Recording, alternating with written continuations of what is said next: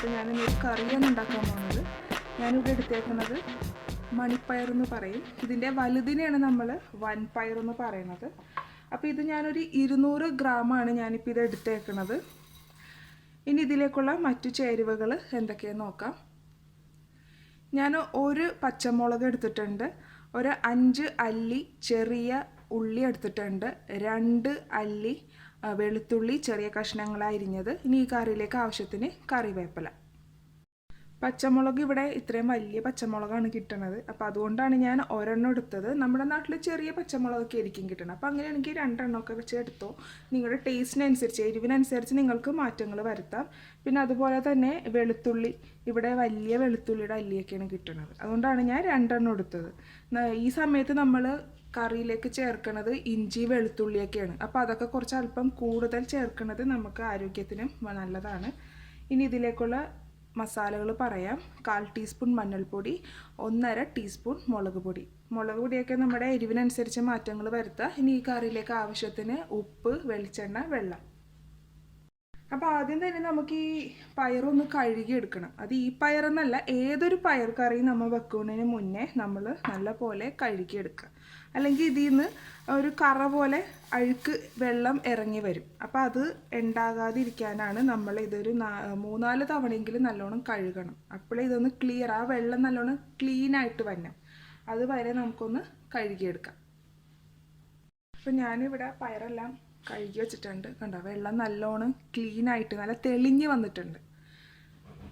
ഇനി നമുക്ക് എങ്ങനെയാണ് ഈ കറി ഉണ്ടാക്കുന്നതെന്ന് നോക്കാം.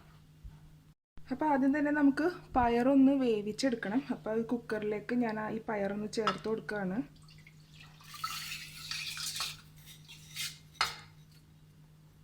എന്തോരമാണ് ഞാൻ പയറെടുത്തേക്കണത് അതിനേക്കാളൊരല്പം മുകളിലേക്ക് ഞാൻ വെള്ളം ചേർത്ത് കൊടുക്കണത്. നമുക്ക് കുറച്ചും കൂടി വെള്ളം ചേർത്ത് കൊടുക്കാം.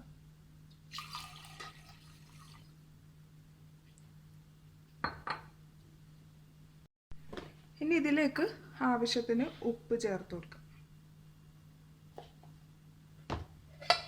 ഇനി നമുക്കിതൊന്ന് വേവിച്ചെടുക്കാം. അപ്പോൾ നമ്മുടെ പയറിപ്പൂടെ വെന്തത് റെഡി ആയിട്ടുണ്ട്. അപ്പോൾ ഇനി നമുക്ക് കറി എങ്ങനെയാണ് ഉണ്ടാക്കുന്നതെന്ന് നോക്കാം. എണ്ണ ഇപ്പോൾ ചൂടായി തുടങ്ങിയിട്ടുണ്ട്. ഞാനിതിലേക്ക് എടുത്തിരിക്കുന്ന എണ്ണ വെളിച്ചെണ്ണയാണ്. ഇനി നമുക്ക് അരിഞ്ഞു വെച്ചേക്കുന്ന എല്ലാം ഇതിലേക്ക് ചേർത്ത് കൊടുക്കാം.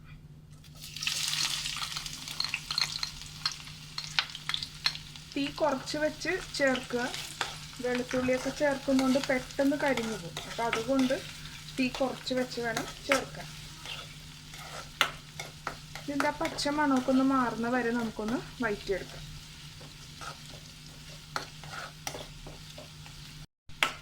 അപ്പോൾ ഉള്ളി, മുളക്, വെളുത്തുള്ളിയുടെയൊക്കെ ആ ഒരു പച്ച മണം മാറിയിട്ടുണ്ട്. അധികം ഇട്ട് വഴറ്റി അധികം അങ്ങോട്ട് ഇതാക്കി എടുക്കേണ്ട കാര്യമില്ല. ഈ ഒരു പരുവം മതിയാവും. ഇനി ഇതിലേക്ക് മസാലപ്പൊടികൾ ചേർത്ത് കൊടുക്കാം.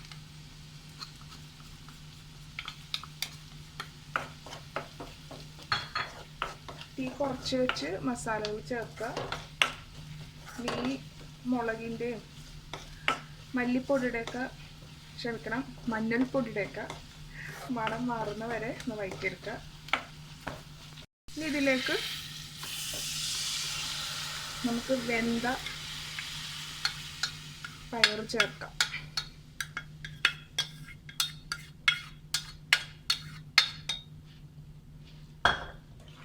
നല്ലപോലെ ഒന്ന് മിക്സ് ചെയ്തെടുക്കുക. നമ്മൾ ഈ പയർ വേവിച്ച സമയത്ത് ഉപ്പിട്ടാണ് വേവിച്ചതെങ്കിലും നമ്മൾ ഇനിയിപ്പോൾ ഇതൊരു കറി ആക്കുവാണല്ലോ, അപ്പോഴേക്ക് നമുക്ക് ഉപ്പ് ചേർക്കേണ്ട ആവശ്യം ഉണ്ടെങ്കിൽ ചേർക്കുക, അല്ലെങ്കിൽ വേണ്ട. കാര്യം ഇനി നമ്മൾ കുറച്ചും കൂടി വെള്ളം ചേർത്ത് നിന്ന് അടച്ചു വെക്കുക. നല്ലോണം ഒന്ന് ഈ മസാലയൊക്കെ ഈ പയറൊക്കെ ഒന്ന് പിടിക്കാൻ വേണ്ടി അതിന് വേണ്ടി.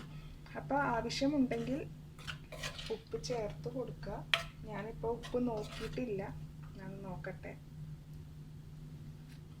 ഒരു പൊടിക്ക് ഉപ്പിൻ്റെ കുറവുണ്ട്. അപ്പോൾ ഞാൻ ആദ്യം തന്നെ വെള്ളമൊക്കെ ഒന്ന് ഒഴിച്ചൊന്ന് സെറ്റ് ചെയ്തതിന് ശേഷം ഉപ്പ് ചേർത്ത് കൊടുക്കുക. അപ്പോൾ ഞാനിതിലേക്ക് ചേർക്കുന്ന വെള്ളം നമുക്കത് എന്തോരമാണ് വേണ്ടതെന്ന് വെച്ചാൽ അത് നമ്മുടെ ഓരോരുത്തരുടെ അളവിനനുസരിച്ച് ചേർക്കുക.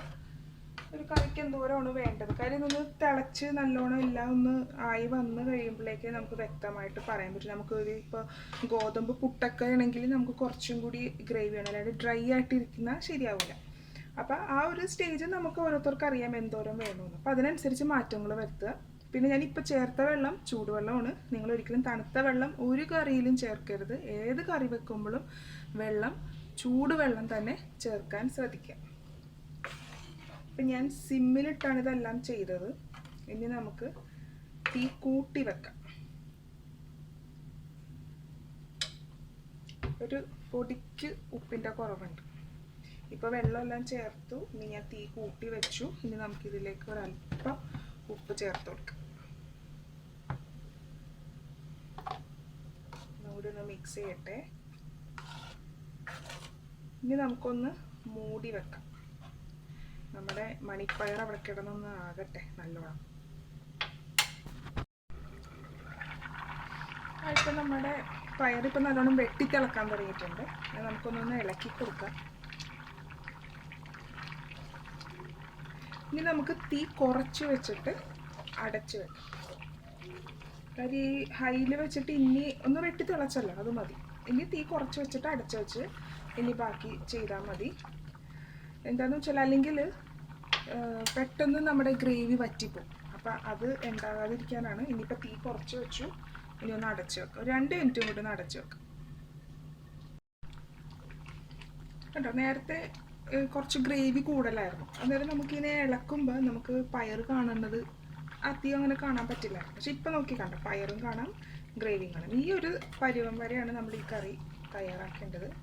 അപ്പം ഗോതമ്പ് പുട്ടിൻ്റെയൊക്കെ ഒപ്പം ഈ കറി ഉണ്ടെങ്കിൽ ഉണ്ടല്ലോ വേറെ ഒന്നും വേണ്ട, നല്ല അടിപൊളി കോമ്പിനേഷനാണ്. അതുപോലെ തന്നെ ഗോതമ്പ് ദോശ നമുക്കെല്ലാവർക്കും അറിയാം, ചോറിൻ്റെ ഒപ്പം എല്ലാം ചേരും. ഈ ഒരു കറിയും അച്ചാറും ഉണ്ടെങ്കിൽ വേറെ ഒന്നും നമുക്ക് വേണ്ട, സൂപ്പറാണ്. അപ്പം നമുക്ക് തീ അങ്ങ് ഓഫ് ചെയ്തേക്കാം.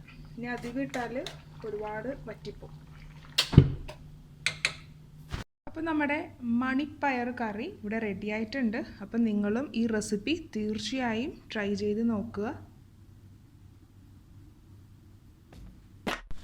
Thanks for watching my video.